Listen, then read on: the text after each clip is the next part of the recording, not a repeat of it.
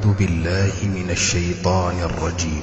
قالوا إن يسرق فقد سرق أخ له من قبل فأسرها يوسف في نفسه ولم يبدها لهم قال أنتم شر مكانا والله أعلم بما تصفون.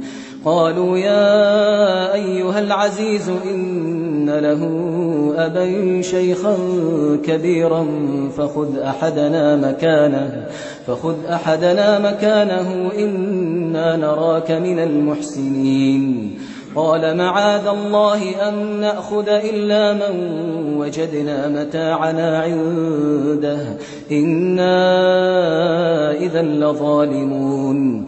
فلما استيئسوا منه خلصوا نجيا. قال كبيرهم ألم تعلموا أن أباكم قد أخذ عليكم موثقا من الله ومن قبل ما فرطتم في يوسف فلن أبرح الأرض حتى يأذن لي أبي أو يحكم الله لي وهو خير الحاكمين. ارجعوا إلى أبيكم فقولوا يا أبانا إن ابنك سرق وما شهدنا إلا بما علمنا وما كنا للغيب حافظين.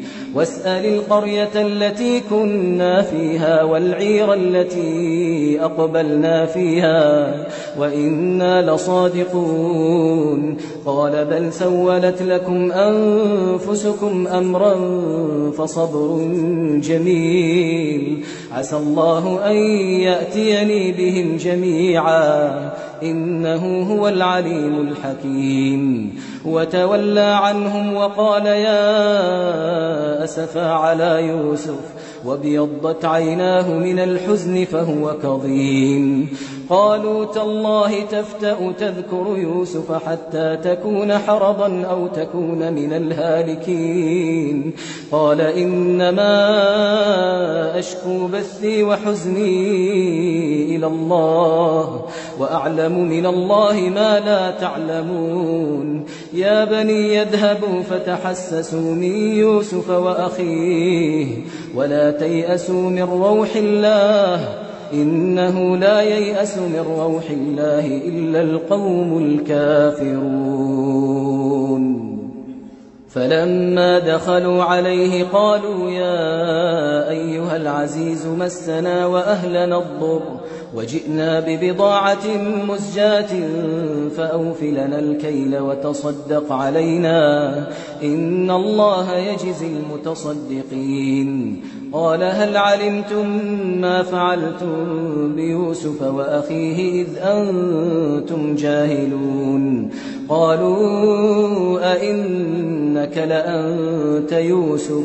قال أنا يوسف وهذا أخي قد من الله علينا إنه من يتق ويصبر فإن الله لا يضيع أجر المحسنين. قالوا تالله لقد آثرك الله علينا وإن كنا لخاطئين. قال لا تثريب عليكم اليوم يغفر الله لكم وهو أرحم الراحمين. اذهبوا بقميصي هذا فألقوه على وجه أبي يأت بصيرا وأتوني بأهلكم أجمعين. ولما فصلت العير قال أبوهم إني لأجد ريح يوسف لولا أن تفندون.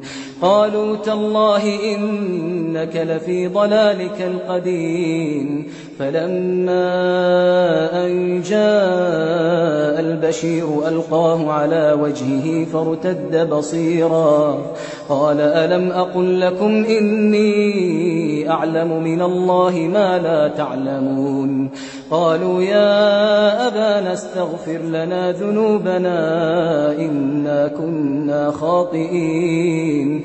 قال سوف أستغفر لكم ربي إنه هو الغفور الرحيم. قدمت لكم هذه التلاوة من موقع tvقرآن www.azza.com